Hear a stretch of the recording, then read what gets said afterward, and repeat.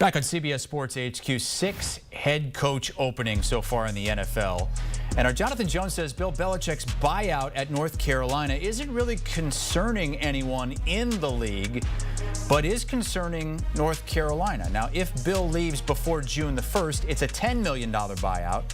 After June 1st, it drops to $1 million. Belichick signing on to become a coach in college football for the first time in his career.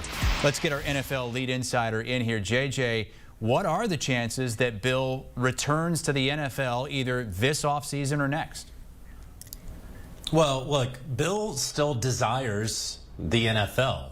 There's still that all-time wins record that's out there that he doesn't have, that Don Shula has, that he's still 2.5 good seasons away from ultimately attaining. Here's what I know. Folks at Carolina absolutely believe that Bill Belichick is there. He is there for the 2025 season. He hopefully will be there beyond that. But they are under the impression in Chapel Hill that he is going to be the head coach of the North Carolina Tar Heels this upcoming season. He's been out on the road recruiting across the state of North Carolina these last couple days, posting all over social media about it. But what Carolina believes, and they would believe that because they are being told that, and what is reality could potentially be two separate things. I'll tell you this, folks that I talked to in the NFL don't necessarily believe that Bill Belichick is certain to stay in Chapel Hill this season, or that he will remain there for more than one season.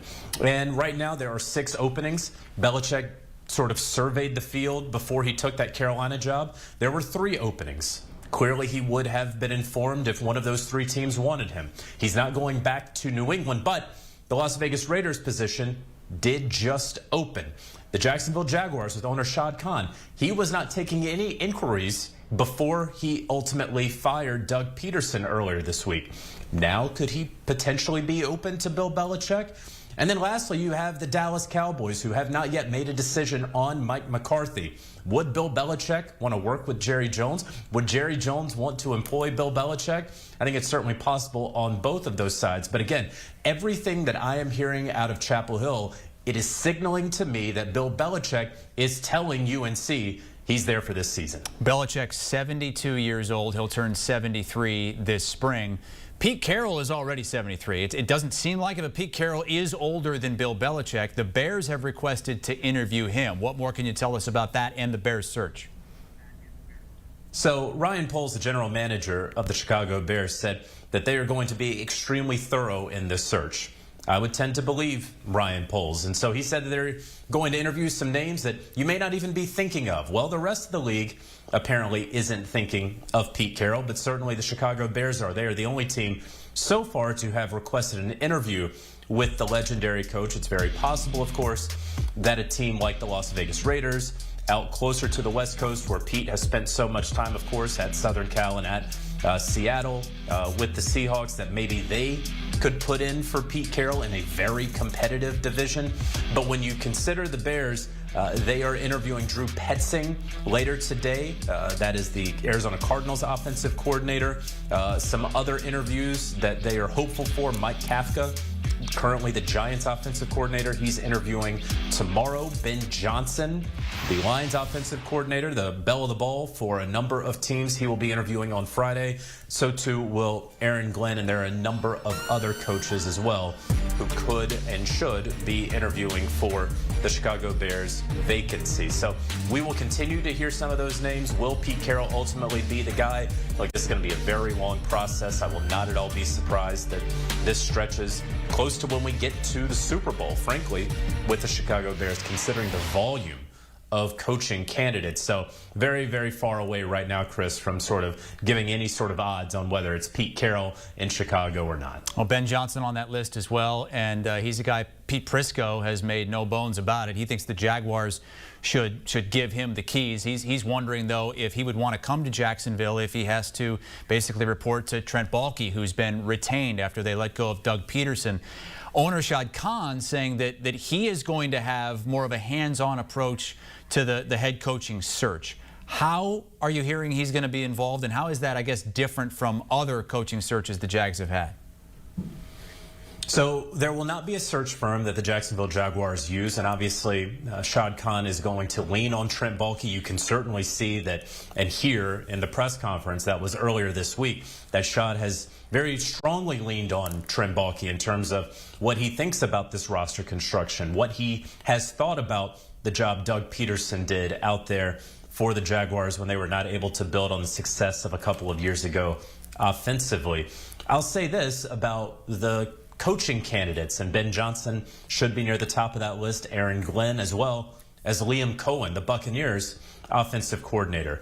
I have heard from one coaching candidate who is hopeful to go into this interview and propose his own personnel person. I've heard from another coaching candidate who believes that that would not be possible to do. And so I mean to say in this that it's going to be fascinating because folks that I talked to around the league, while they were surprised that Trent Baalke was retained as the Jags general manager, they also don't believe it is 100% that he will remain as the general manager. And Shad Khan almost alluded to that when asked if someone like an EVP of football operations could be brought in over top of Trent or perhaps in replacement of Trent.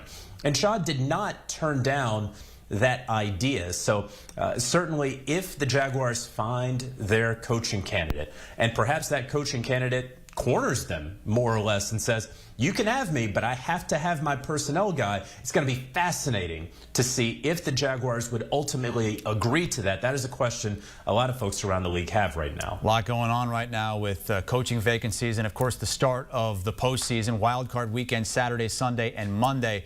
That Monday game between the Vikings and the Rams is in the L.A. area. It's in Inglewood, about 15 miles from where the Wildfire is in Pacific Palisades.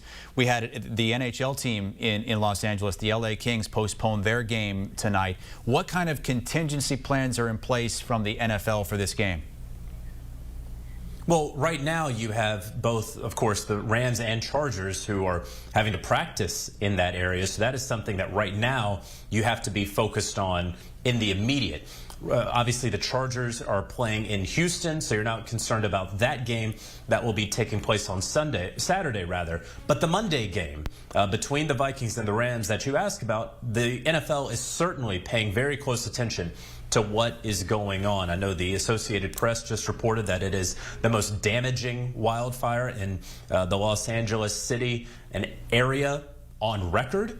And in talking with folks in LA, they tell me that the winds are very strong there. And so they will continue, of course, to monitor this situation. The NFL will. We're still several days away from it. But when you talk about contingencies, if the game cannot, should not, won't be played at SoFi Stadium on Monday, look, this does not mean that there's going to be a Minnesota Vikings home game. That will not be played. That game will not be played in Minnesota at US Bank Stadium. Instead, look for places in the area, right? So maybe it's a Levi's Stadium, maybe it's a Allegiant Stadium in Las Vegas, or in Arizona at State Farm Stadium. Those are typically the sort of contingencies the NFL does where they get stadiums that are not in use but are geographically close to where the game should be played.